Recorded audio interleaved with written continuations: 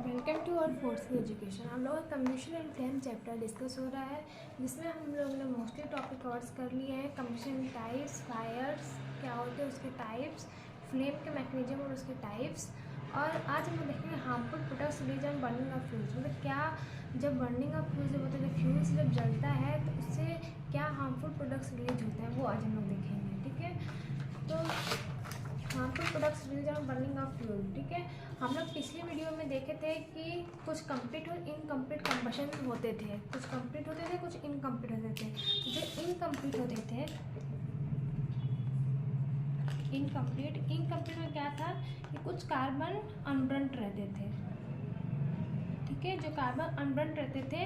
Complete में तो सारे कार्बन बर्न हो जाते थे, इसमें कुछ नहीं कार्बन बचते थे। लेकिन कुछ जो इनकम्प्लीट थे उसमें क्या था, ये कार्बन हम लोग के अनबर्न, इसमें कुछ कार्बन रह जाते थे। ठीक है, तो वही हम लोग के हार्मफुल प्रोडक्ट्स हैं। इनकम्प्लीट चाहे पार्शियल कम्बशन इसको कहिए, इनकम्प्लीट या पार्शियल कम्बशन।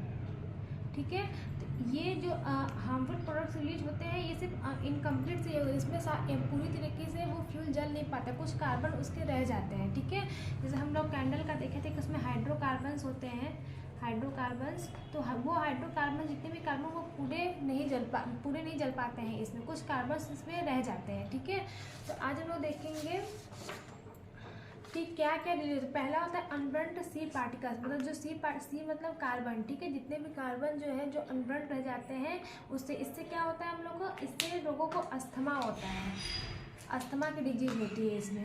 वैसे ये चैप्टर हम लोग अच्छे से पॉल्यूशन इन एयर वाले चैप्टर में पढ़ेंगे कि क्या, और मोस्टली डिटेल से पढ़ेंगे इसको। और कार्बन मोनोऑक्साइड मतलब स्मोक, जो धुआं होता है, इसका फॉर्मूला होता है CO। ठीक है, तो ये रिलीज होता है।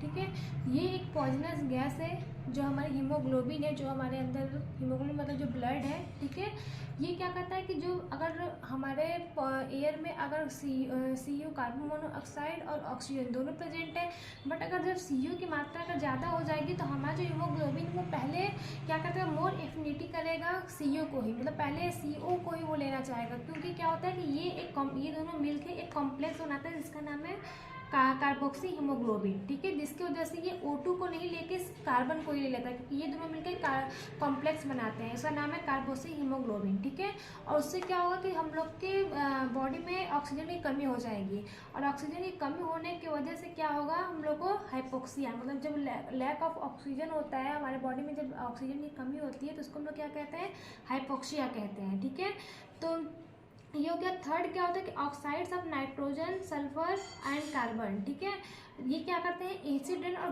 ग्रीन हाउस को इफेक्ट करते हैं। तो ये हम लोग अभी पढ़ेंगे जब ये सब चैप्टर कि कंप्लीट होने के बाद जब हम लोग ग्रीन हाउस वाले चैप्टर को लेंगे, पॉल्यूशन इन एयर, तो उसमें हम ये सब चैप्टर अच्छे से डिस्कस करेंगे और डिटेल में किससे क्या होगा क्या नहीं।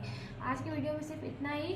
तो हम लोग का ये combustion and flame chapter discuss हुआ। अब हम लोग मिलेंगे एक नए टॉपिक से। Thank you for watching this video.